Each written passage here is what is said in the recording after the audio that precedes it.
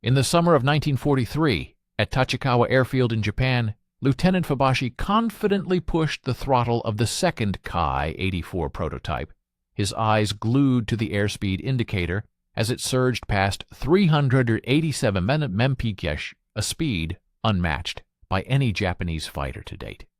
Below, engineers meticulously timed the Hayate's ascent, clocking an impressive 2,180 feet per minute, rivaling the famed P-51 Mustang.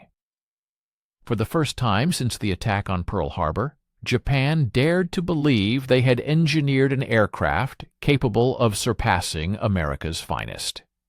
Armed with two 12.7mm machine guns, two 20mm cannons, fortified with 65 mm of armor glass, and powered by a 2,000-horsepower Nakajima engine, the Hayate represented a pinnacle of Japanese engineering. Initial test reports were filled with excitement, the prototypes performing flawlessly, leading to a flood of production orders for thousands of units.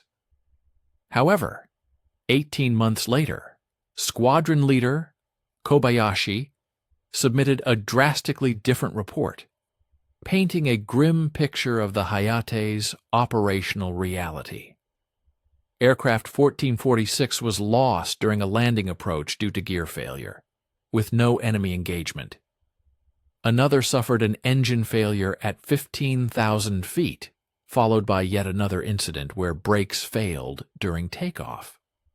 By 1945, the same aircraft that had demonstrated flawless performance in testing could barely muster 250 mph in combat. Japan had indeed designed a plane capable of challenging the P-51 Mustang, but the nation struggled to mass-produce it effectively when it mattered most on the battlefield. On that scorching July morning in 1943, as Lieutenant Fubashi settled into the cockpit of the Kai-84 prototype, the Nakajima HA-45 Homare engine roared to life under his command. Through the thick 65mm armor glass, Chief Engineer Koyama stood beside the runway at Tachikawa Airfield, his stopwatch reflecting the sunlight like a beacon. Koyama's face, etched with determination, reflected the countless hours he had invested in this pivotal moment, a moment that would demonstrate Japan's capacity to produce a fighter on par with the celebrated P-51 Mustang. Fubashi's gloved hand moved across the throttle quadrant with the reverence of a master swordsman handling a finely crafted blade. The Homare engine, with its 18 cylinders, unleashed 2,000 horsepower at takeoff, exceeding the power of any previous Japanese fighter. As he advanced the throttle, the aircraft strained against its brakes, resembling a wild animal eager to break free. The sound was captivating, a deep, mechanical growl that promised both immense power and exhilarating speed. The prototype soared into the sky with remarkable ease, its climb rate surpassing all expectations. Fubashi watched the altimeter spin as the Hayate, living up to its name, ascended at an astonishing 2,180 feet per minute.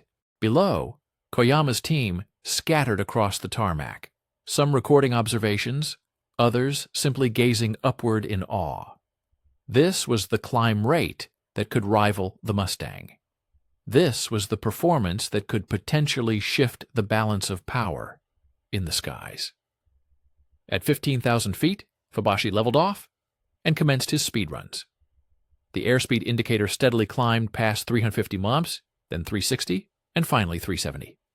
His heart pounded as the needle approached 380. Reaching 387 mph, he eased the throttle and reported, "Tachikawa control, maximum level airspeed achieved, 387, repeat, 387 mph." The words echoed like a declaration of victory. In the engineering hangar, Koyama heard the numbers and felt years of frustration melt away into pure joy. 287. The American P-51D model, could reach 437 mph under optimal conditions, but the 50 mph difference seemed manageable, especially when considering the Ki-84's superior firepower. While the Mustang carried 6 50 caliber machine guns, the Hayate boasted 2 at 12. 7 mm machine guns paired with 2 powerful 20 mm cannons, a combination that would prove devastating against B-29 bombers. Koyama had designed the Ki-84 to address the vulnerabilities that had plagued Japanese fighters since the beginning of the war. The legendary Zero had initially dominated the Pacific with its speed and maneuverability, but American pilots had discovered its critical flaw: a lack of pilot protection. The Ki-84 incorporated 13 mm of head and back armor, multiple fuselage bulkheads, and a robust armor glass canopy, ensuring that Japanese pilots would no longer be vulnerable to single lucky shots. As Fubashi initiated his landing approach, the prototype's advanced features became evident. The direct fuel injection system provided smooth and consistent power throughout the flight. The hydraulic systems responded with mechanical precision. Even the landing gear, which had presented challenges in earlier prototypes, extended and retracted flawlessly. Upon touchdown at Tachikawa's runway, Fubashi felt the reassuring grip of the brakes, a detail that separated serious aircraft from experimental projects. The ground crew swarmed the prototype as Fubashi shut down the engine. Mechanics immediately began assessing engine temperatures, oil pressure, and fuel consumption. The initial findings were remarkable, with the HA-45 engine running cool and fuel consumption rates promising an impressive operational range. More importantly, post-flight inspection revealed no mechanical issues, stress fractures, or signs of impending failure. In the debriefing room, Fubashi faced a group of engineers, military officials, and production managers, each hanging on his every word. His report was methodical, clinical, and significant in its implications for American air superiority. Control response: immediate and precise throughout the speed range. Engine performance: consistent power delivery from sea level to 20,000 feet. Weapon system: all 4 guns fired without malfunction during test bursts. Conclusion: this aircraft meets or exceeds all performance specifications. Factory manager Yamamoto, representing Nakajima's production division, studied the test data with barely concealed excitement. The Imperial Japanese Army Air Force had already placed preliminary orders for over 3,000 Ki-84 fighters, and these test results were certain to lead to even more contracts. His team was already mapping out production schedules, material needs, and delivery timelines. The war had created an insatiable demand for high-performance fighters, and Japan finally had a design that could meet that demand. Stay with us and watch the end of the video. We would be grateful for your like and subscription. Leave a comment about where you are from and what you think about the video topic. Even amidst this zenith of engineering achievement, faint indicators of potential trouble flickered at the periphery. The HA-45 engine, despite its robust output, operated at higher temperatures compared to prior Japanese radial engines. Ground personnel observed that engine temperatures remained elevated for a prolonged duration post-flight, hinting at limitations within the cooling apparatus that could pose challenges in tropical combat environments. The intricate direct injection mechanism, while facilitating superior performance, necessitated more meticulous maintenance procedures than the simpler carburetors typically found in Japanese aircraft. Of primary concern was the landing gear assembly. Despite its flawless functionality during testing, the mechanism was notably heavier and more complex than preceding designs. The hydraulic actuators, precisely machined struts, and integrated braking systems presented manufacturing hurdles that would strain Japan's industrial capabilities as production volume increased. Koyama's dedication to perfection had yielded a masterpiece, but masterpieces required master artisans for their creation. For example, the intricate nature of the landing gear demanded precise calibration, a task that could be compromised by rushed production schedules or inadequately trained personnel. As the summer of 1943 transitioned into autumn, the Ki-84 program rapidly progressed toward full-scale production. Test pilots across Japan consistently reported similar findings. The Hayate surpassed existing Japanese fighters in performance while approaching capabilities rivaling those of the Mustang. Intelligence reports originating from the Pacific region suggested that American pilots, emboldened by months of aerial supremacy, were ill-prepared for a Japanese fighter capable of matching their speed and exceeding their firepower. The promise appeared definitive. Japan had developed an aircraft capable of defeating the P-51 Mustang. The prototypes validated this assertion, the test data corroborated it, and the production orders reflected it.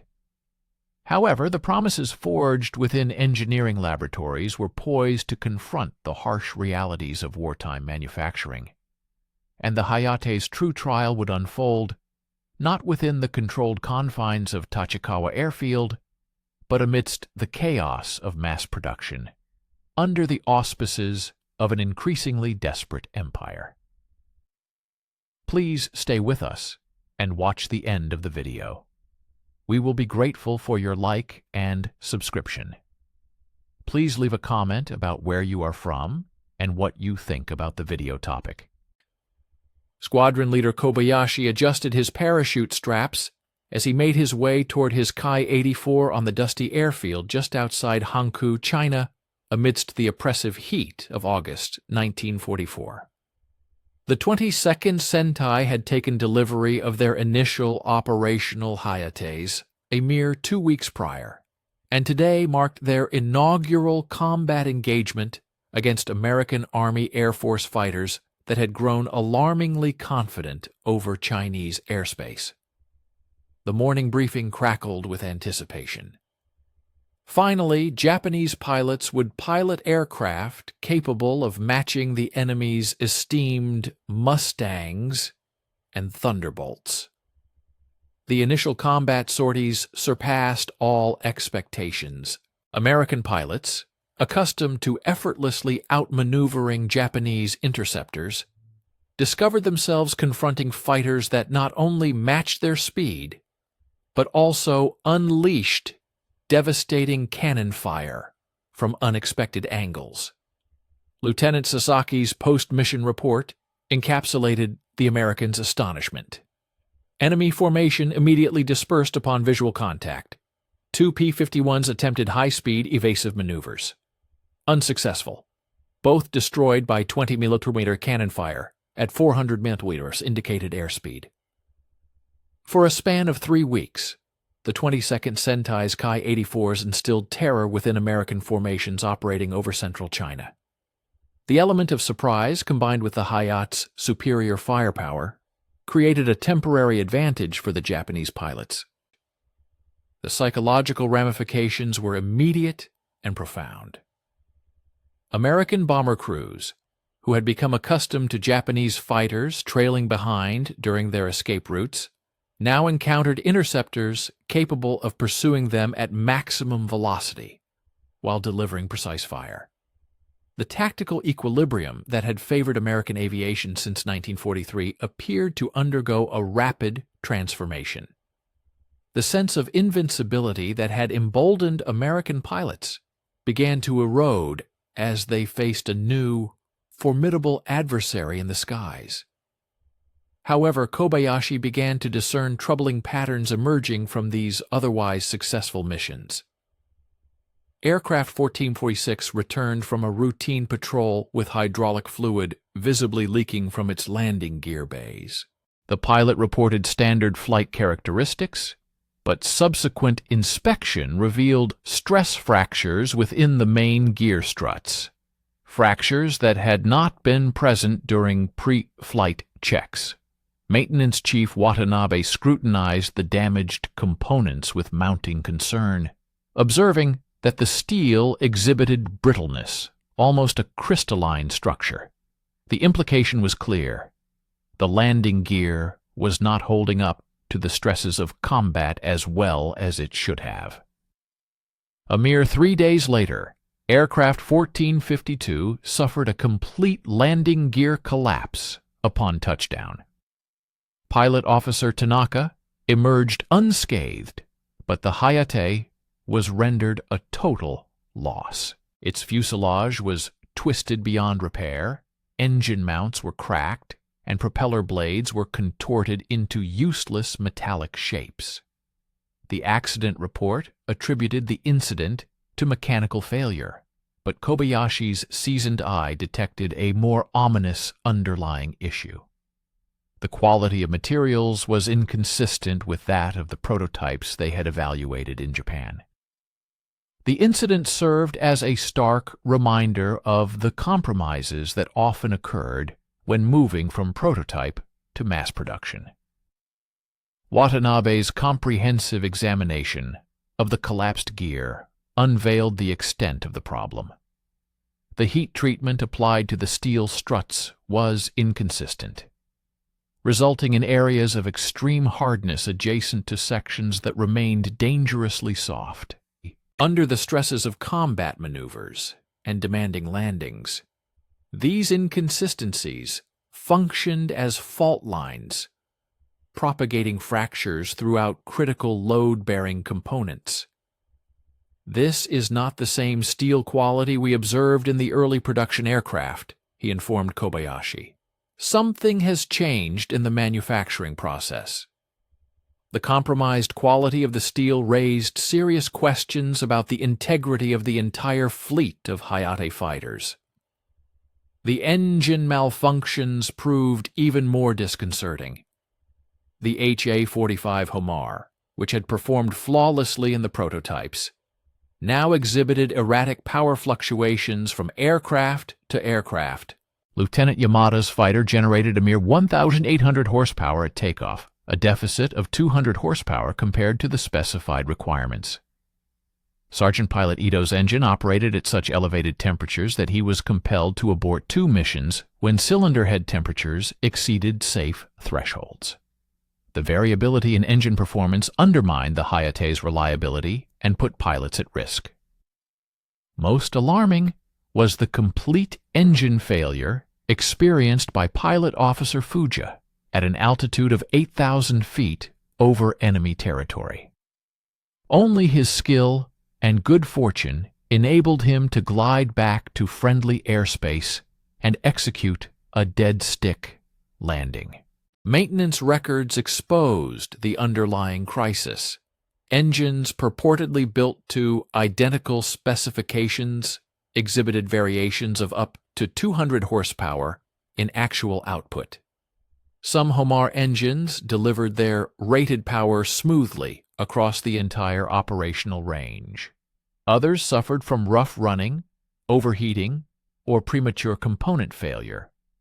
The precision manufacturing processes that had underpinned the prototype's exceptional performance were rapidly eroding from production aircraft at an alarming rate. The dream of a superior fighter was fading as the realities of wartime production took their toll. By September, the operational readiness of the 22nd Sentai was plummeting at an alarming rate. Starting from a respectable 80%, their ability to put planes in the air for combat had nosedived to a mere 65%.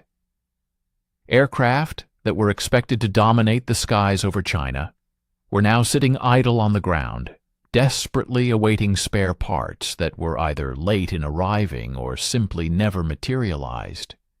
Kobayashi was forced to carefully manage the few combat missions they could still undertake. meticulously choosing which pilots would get to fly the handful of aircraft that were still mechanically sound each day. This situation had a devastating impact on the morale of the pilots. They had undergone extensive training with the firm belief that the Ki-84 would restore Japan's dominance in the air. They had committed performance statistics to memory, practiced tactical maneuvers designed to exploit the Hayate's superior speed, and mentally prepared themselves for aerial engagements in a fighter that could rival American aircraft. Instead, they found themselves piloting machines that could break down at any moment, often without any warning signs. Pilot Officer Nakamura poignantly expressed the growing sense of frustration in his personal diary.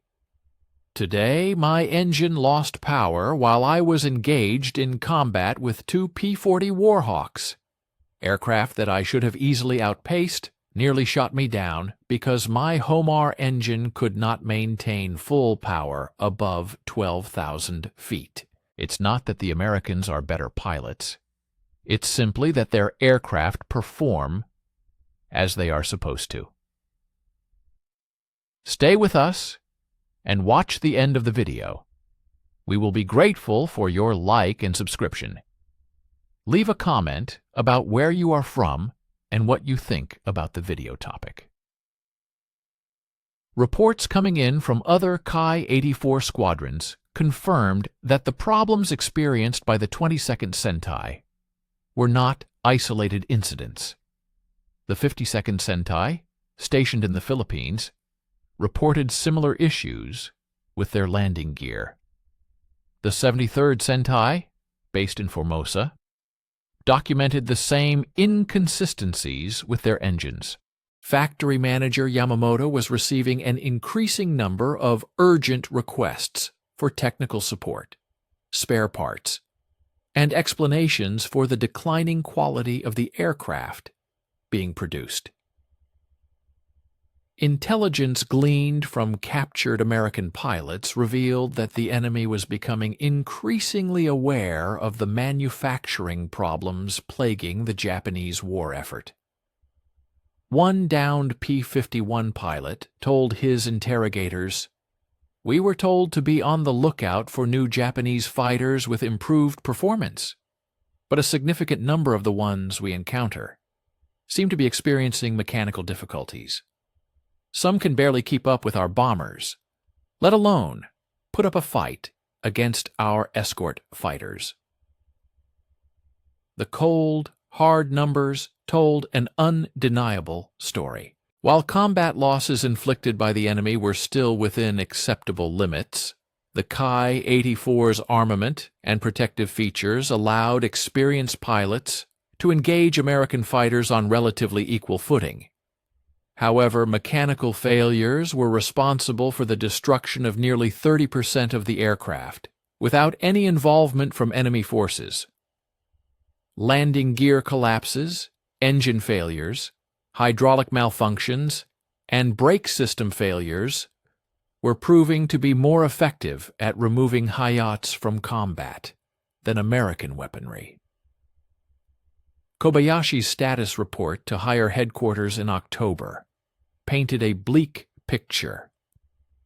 The 22nd Sentai currently has only 9 aircraft in operational condition, out of an original complement of 18. Losses: 3 due to enemy action, 6 due to mechanical failure.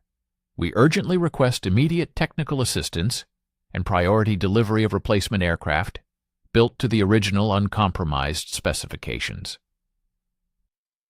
The response from Tokyo was both revealing and deeply unsettling.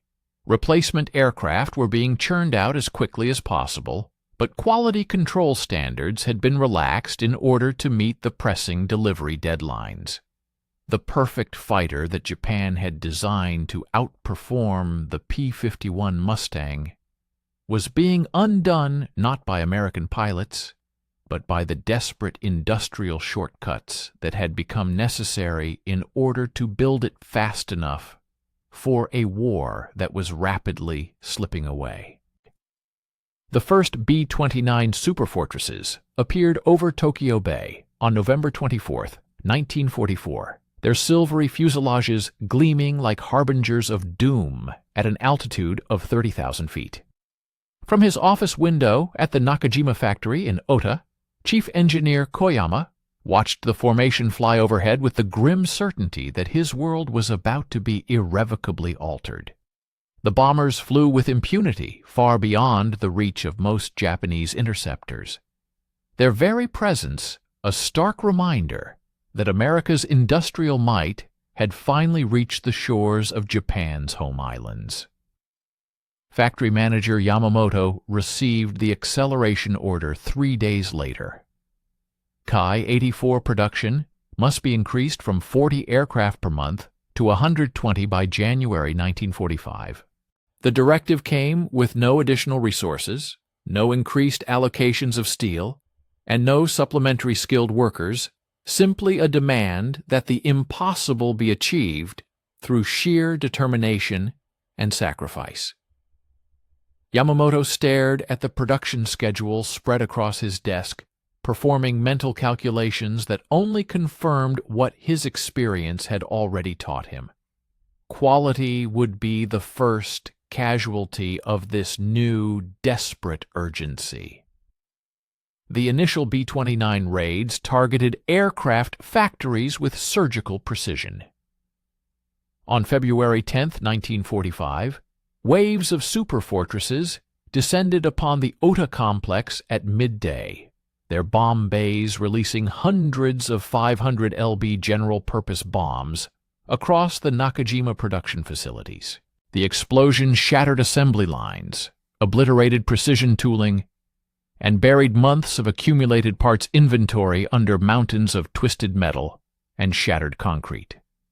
Koyama watched as 17 years of engineering excellence vanished in 90 minutes of methodical destruction.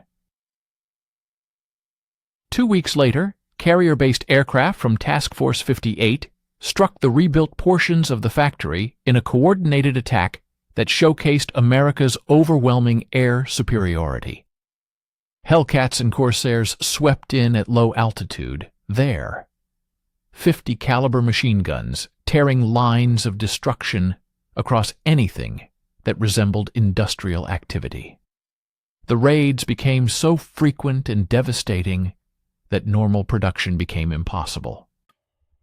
Nakajima was forced to implement a dispersal program scattering Ki-84 manufacturing across dozens of smaller facilities hidden in schools, temples, and underground bunkers.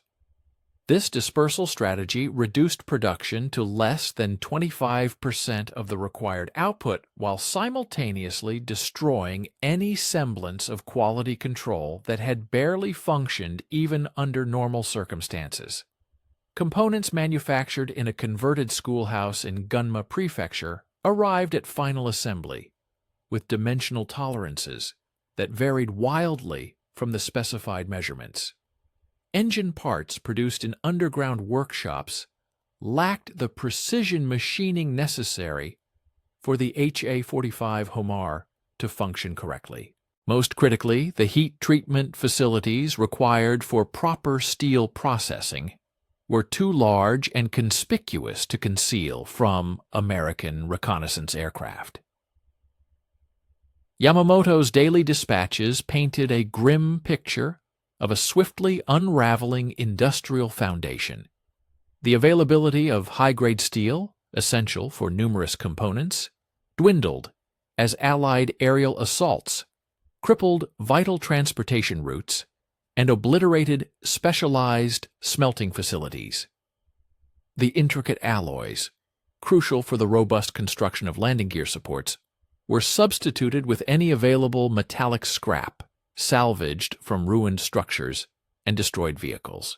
Quality assurance personnel, significantly depleted by combat drafts, were replaced by older volunteers, often lacking the necessary technical expertise to discern substandard parts. The escalating fuel crisis amplified every existing challenge exponentially.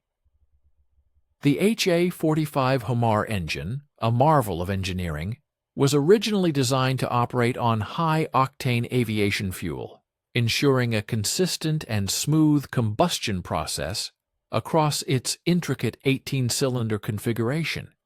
However, by the early months of 1945, Japanese refineries could only produce low-quality synthetic fuel.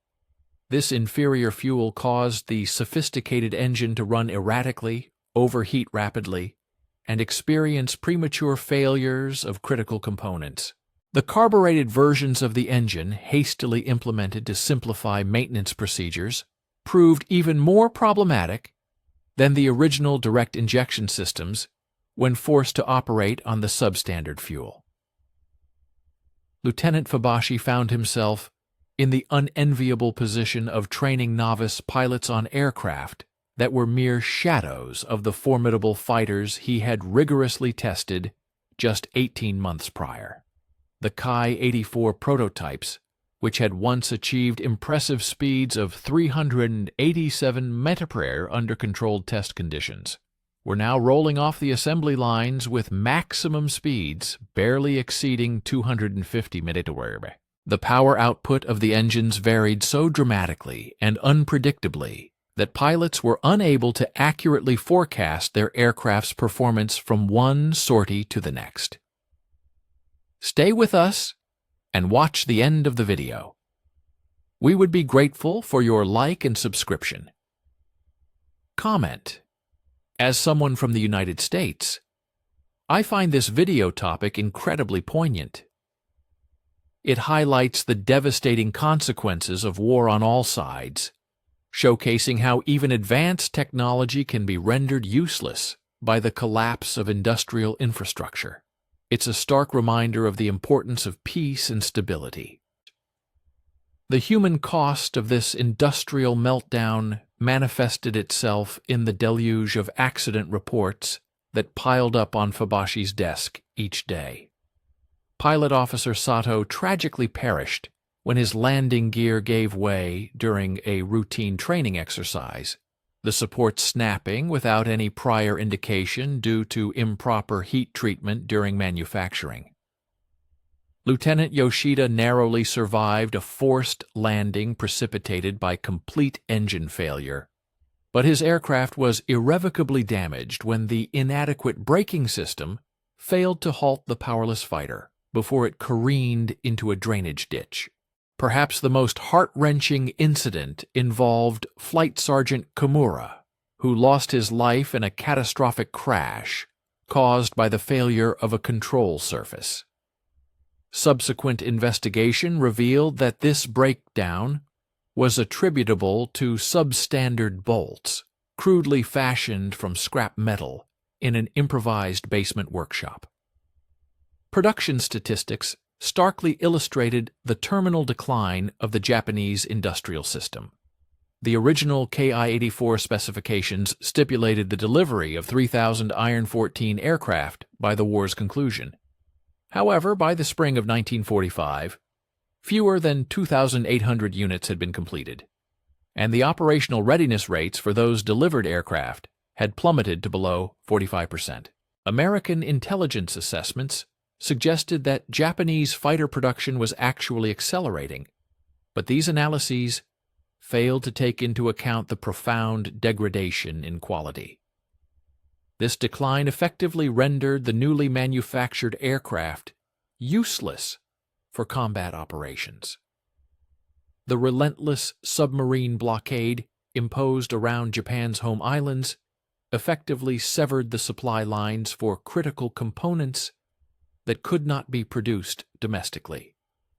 Specialized instruments, precision bearings, and high-quality steel all relied on materials or manufacturing processes that Japan no longer possessed. As a result, Ki-84 fighters emerged from the assembly lines missing essential equipment or fitted with substandard substitutes, thereby posing a significant danger to their own pilots. Squadron leader Kobayashi, temporarily assigned to train new pilots at Kasumigara Air Base, observed waves of replacement aviators struggling to master aircraft that bore little resemblance to the formidable fighters they had been promised. Young men who had dedicated months to perfecting their understanding of the Ki-84's performance characteristics found themselves piloting machines that responded unpredictably, suffered mechanical failures without warning, and could barely outpace the American bombers they were tasked with intercepting. The construction of underground factories represented Japan's final, desperate gamble to sustain aircraft production. Elaborate tunnel networks carved into the sides of mountains housed assembly lines designed to produce 200 Ki-84 fighters per month while remaining concealed from American reconnaissance aircraft. However, these subterranean facilities lacked proper ventilation for paint booths, adequate lighting for precision assembly work, and a suitable transportation infrastructure for moving completed aircraft to operational airfields. Most critically, they were unable to replicate the rigorous quality control systems that had made the original prototypes such exceptional fighters. By April 1945, the disparity between the aircraft's design potential and the grim reality of its manufacturing had widened into an unbridgeable chasm. The very aircraft that had once promised to restore Japanese air superiority had now become more perilous to its own pilots than to the enemy. Factory manager Yamamoto's production reports documented an industrial catastrophe. Japan possessed the advanced engineering knowledge to construct world-class fighters, but had tragically lost the manufacturing capabilities to produce them with any degree of reliability. The confluence of Allied bombing, critical material shortages, and desperate production quotas had transformed the Ki-84 from Japan's greatest aviation achievement into a stark symbol of industrial collapse. The invasion of Okinawa commenced at dawn on April 1, 1945, and within hours the grim reality of Japan's predicament became undeniably clear. American forces had established a strategic foothold just 350 miles from Kyushu, close enough that their fighter escorts could accompany bombers to any target within the Japanese home islands. Squadron leader Kobayashi received orders that afternoon to prepare 11 Ki-84 fighters for a suicide mission against the American airfields being hastily constructed on the coral plains of Okinawa. This perilous mission would demand that his aircraft perform flawlessly over the longest overwater flight that most of his pilots had ever attempted. The pre-flight preparations laid bare the full extent of the manufacturing crisis that had engulfed Japanese aviation. Aircraft 1463 exhibited hydraulic fluid leaks from multiple system connections, a consequence of using gaskets manufactured from inferior rubber compounds that could not maintain adequate pressure under the stresses of combat.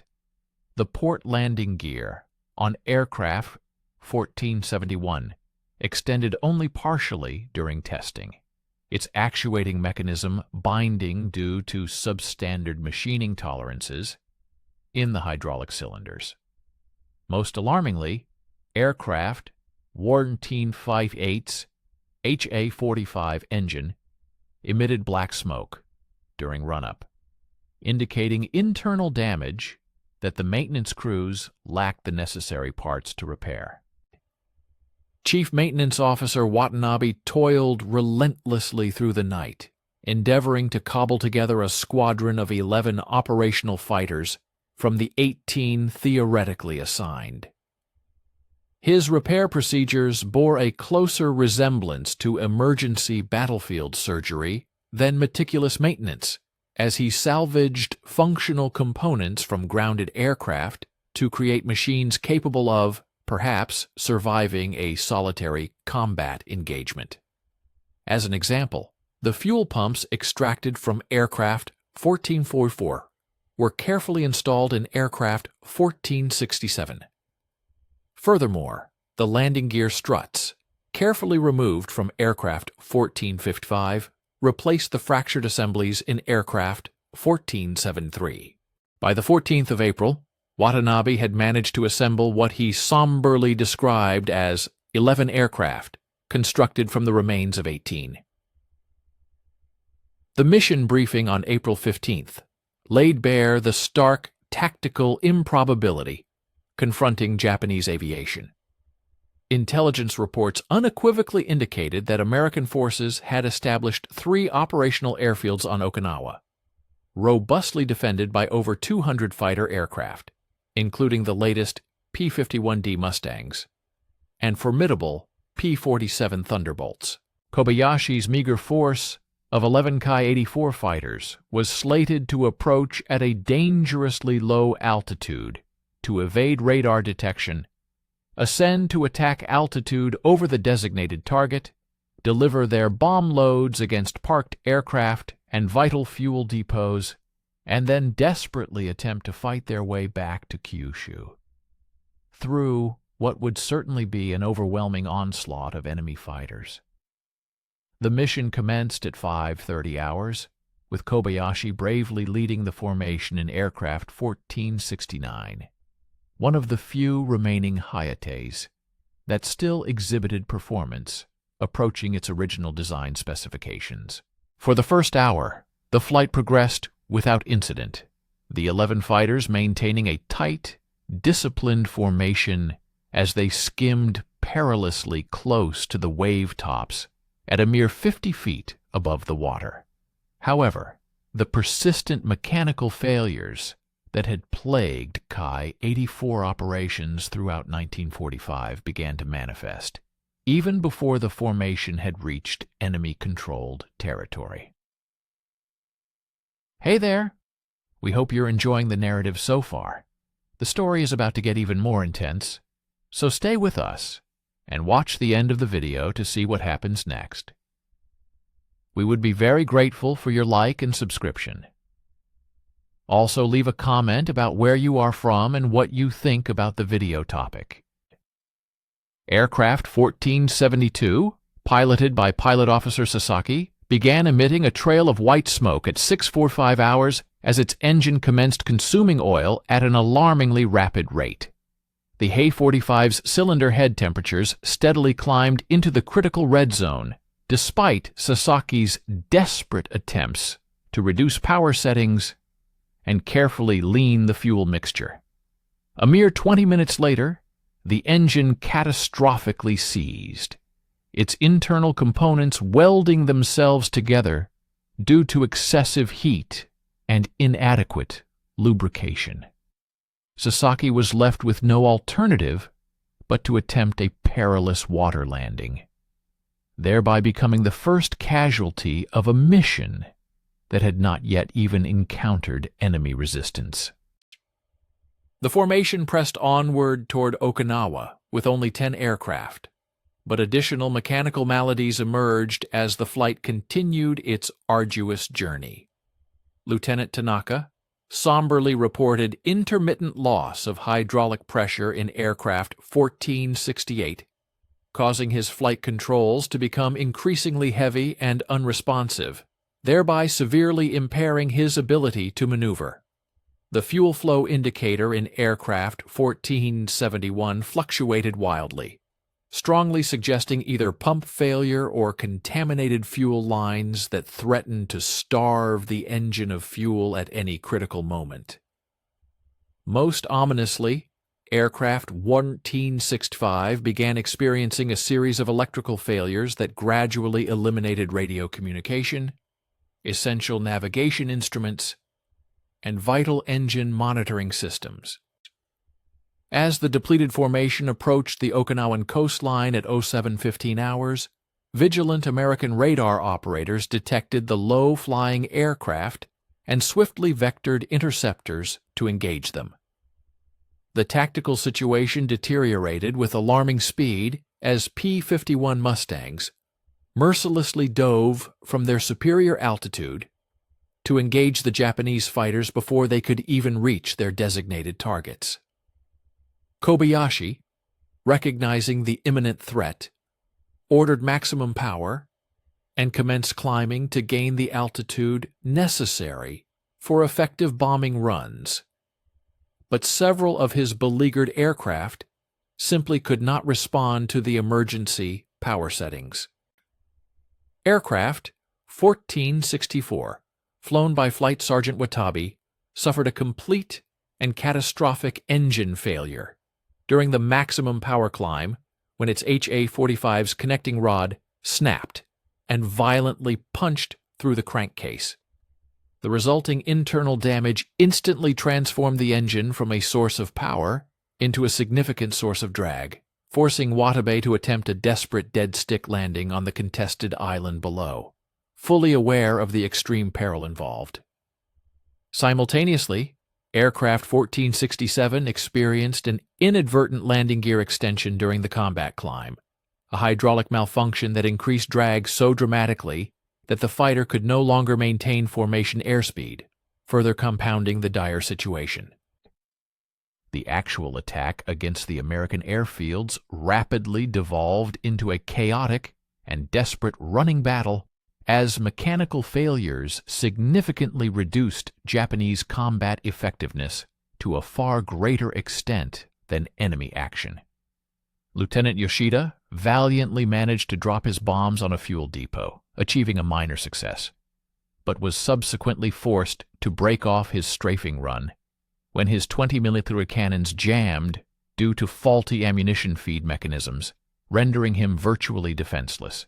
Pilot Officer Nakamura's aircraft suffered a complete loss of hydraulic pressure during his bombing run, making the controls so heavy and unresponsive that he could barely maintain level flight, let alone engage in any form of combat maneuvering, leaving him extremely vulnerable to enemy attack.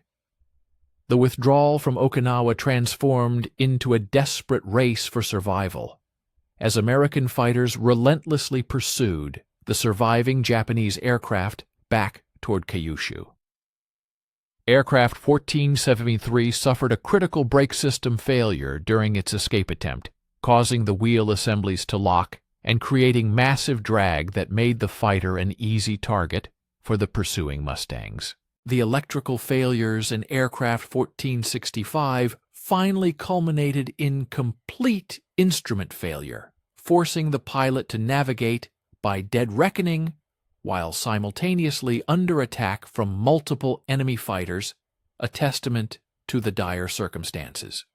Of the 11 Ki-84 fighters that initiated the mission, a mere 3 managed to return to base, and tragically, 2 of those suffered landing gear collapses during touchdown due to the inferior steel and inadequate heat treatment that had become standard in late war production, highlighting the severe decline in manufacturing quality. The mission's tactical results were negligible, inflicting minimal damage to the American airfields, which were rapidly repaired within hours, while the strategic implications were devastating for the Japanese. Japan's most advanced fighter aircraft had proven utterly incapable of executing even basic combat operations due to pervasive mechanical unreliability. Kobayashi's after-action report succinctly captured the complete breakdown of Japanese aviation capability. Mission effectiveness reduced to 0 due to mechanical failures exceeding combat losses by a ratio of 2.1. Aircraft that reached the target area could not maintain formation or execute coordinated attacks due to individual system failures. Recommendation: suspend all Ki-84 combat operations immediately until manufacturing quality control can be restored to acceptable standards. The anonymous pilot's log, recovered from Aircraft 1469 following its last mission, poignantly illustrates the devastating human consequences of industrial disintegration. Today, I piloted what was intended to be Japan's premier fighter. At 15,000 feet, the engine sputtered. The landing gear warning light blinked incessantly throughout the entire sortie. Upon landing, the left strut buckled immediately upon touchdown. This is not the aircraft we were promised during training. This is not the instrument of war that will secure Japan's salvation. The atomic blast that obliterated Hiroshima on August 6, 1945, not only annihilated a city, but also shattered the last vestiges of Japanese hopes for resistance. Within the subterranean aircraft factories nestled within the mountains surrounding Nagoya, laborers persisted in assembling Ki-84 fighters using components of such inferior quality that the completed aircraft were scarcely capable of taxiing, much less undertaking combat missions. Factory manager Yamamoto traversed tunnels filled with partially assembled Hayates, their engines destined never to ignite, their landing gear poised to collapse upon initial use, their control surfaces fashioned from materials salvaged from bombed-out structures. The projected production target of 200 aircraft per month had devolved into a cruel and unattainable aspiration. The underground assembly lines yielded perhaps 30 fighters monthly, with half of these immediately sidelined due to mechanical malfunctions detected during preliminary engine tests. The precision tooling essential for the HA-45 engines had been obliterated in earlier bombing raids, replaced by makeshift equipment incapable of maintaining the exacting tolerances required for dependable operation. Workers who had once meticulously crafted components to within 1/1000th of an inch now struggled to attain dimensional accuracy measured in fractions of inches. Chief Engineer Oyama received reports from testing facilities documenting the comprehensive degradation of Ki-84 performance. Hey there. We hope you are finding this information insightful. Stay with us as we delve deeper into this critical period of history. Don't forget to give this video a like and subscribe to our channel for more content like this. Also, feel free to leave a comment about where you are from and what you think about the video topic. Aircraft produced late in the war, while theoretically identical to the 1943 prototypes, now struggled to reach speeds exceeding 250 mph, a pace slower than the American P-40 Warhawk fighters, which had been considered obsolete since 1942. The He-45 engines produced such erratic power output that pilots could not reliably predict whether their aircraft would ascend normally or struggle to maintain altitude even in level flight. Lieutenant Fubashi found himself conducting acceptance flights on aircraft that bore only a superficial resemblance to the fighters he had evaluated 2 years prior. The cockpit instruments were crude imitations of the originally specified precision gauges, often providing readings so inaccurate that pilots relied on instinct rather than data. The hydraulic systems leaked incessantly, leaving puddles of fluid on hangar floors and creating hazardous, slippery conditions that compromised ground operations. Most tragically, the armament systems that had once positioned the Ki-84 as potentially superior to American fighters now jammed frequently due to ammunition manufactured from substandard materials in makeshift factories. As Japan's synthetic refineries endured repeated bombing attacks, the fuel situation deteriorated catastrophically. The high-octane aviation gasoline that had enabled the HA-45 engine to generate its rated 2,000 horsepower was substituted with crude alternatives that induced severe engine knock, overheating, and premature component failure. Pilots reported unpredictable power losses during flight, sometimes recovering after several minutes, but often necessitating emergency landings that typically resulted in landing gear collapse due to the brittle steel utilized in late-war struts. Squadron leader Kobayashi, now tasked with defending the Tokyo area using whatever aircraft could be rendered airworthy, faced the insurmountable challenge of intercepting B-29 bombers with fighters that could barely reach the altitudes at which the superfortresses operated. His pilots, many of them teenagers with fewer than 50 hours of flight training, struggled to control aircraft whose flight characteristics varied daily, depending on which components had been replaced with inferior substitutes during maintenance. By July 1945, the mechanical failure rate had reached catastrophic proportions. At any given time, over 50% of Ki-84 fighters were grounded, awaiting parts that would never materialize or repairs that could not be executed with the available materials. Aircraft that did manage to become airborne faced a 20% probability of experiencing critical system failures during flight, failures that often proved fatal to pilots who lacked the expertise to manage emergencies in an aircraft whose backup systems had also been compromised by deficient manufacturing quality. Following the surrender, the arrival of American technical personnel in Japan revealed the full extent of the engineering disaster that had plagued the Ki-84 program.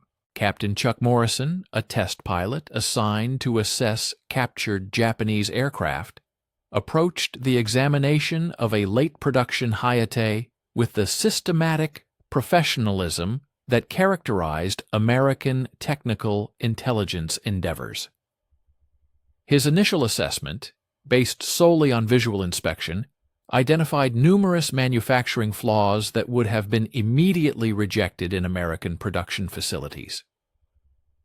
Morrison's flight test of the captured Ki-84, utilizing high-octane American aviation fuel, yielded results that astounded both American and Japanese observers. With appropriate fuel and basic maintenance to rectify the most conspicuous mechanical issues, the fighter achieved a maximum speed of 426 meters within 11 meters of the P-51D Mustang's top speed. The climb rate improved dramatically to over 3,000 feet per minute. Remarkably, all systems functioned as originally intended when supplied with quality components and proper maintenance procedures. The post-war revelation carried devastating implications. Japan had indeed conceived a fighter capable of matching or surpassing American aircraft performance. The Ki-84's fundamental engineering was sound.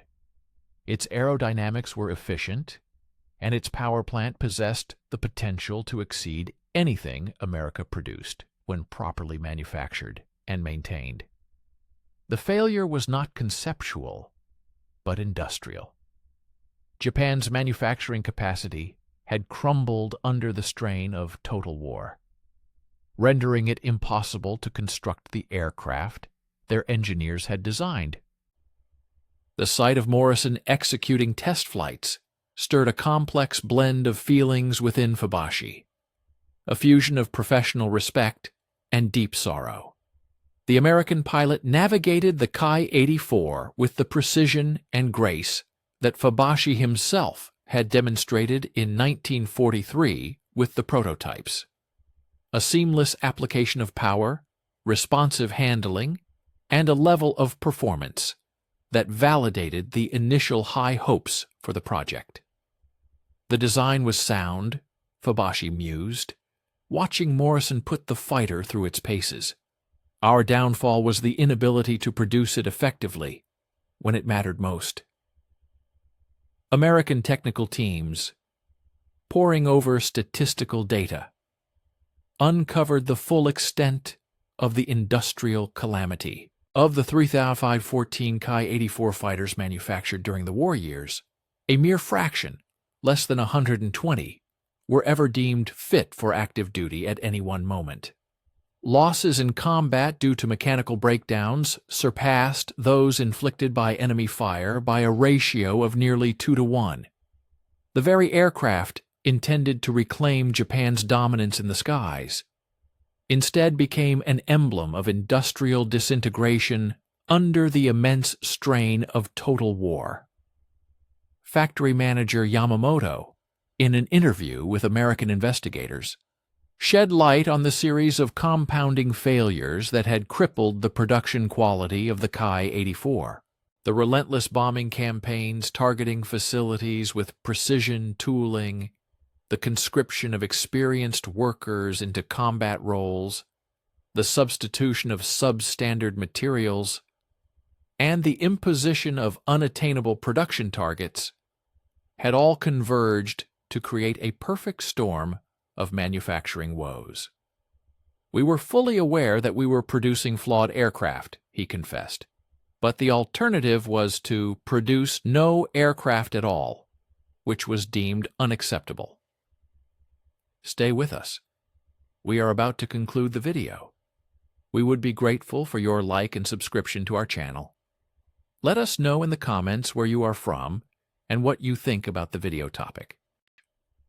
The sole Ki-84 that emerged unscathed from the war stands today as a testament to engineering prowess undermined by the limitations of industrial capacity. On display at the Toko Heiwa Kinenkan Museum in Chiran, the preserved fighter embodies both the zenith of Japanese aviation design and the devastating consequences of attempting to mass-produce sophisticated aircraft under the duress of wartime conditions. Museum visitors, often unaware of the fighter's intricate history, perceive only a streamlined aircraft that appears capable of rivaling any fighter of its time, which, under ideal conditions, it genuinely was. The Ki-84 saga has become the quintessential case study illustrating the critical distinction between engineering brilliance and manufacturing feasibility. Japan's engineers conceived a fighter capable of outperforming the P-51 Mustang. However, their industrial infrastructure, crippled by the demands of total war, proved incapable of manufacturing that fighter when the nation desperately needed it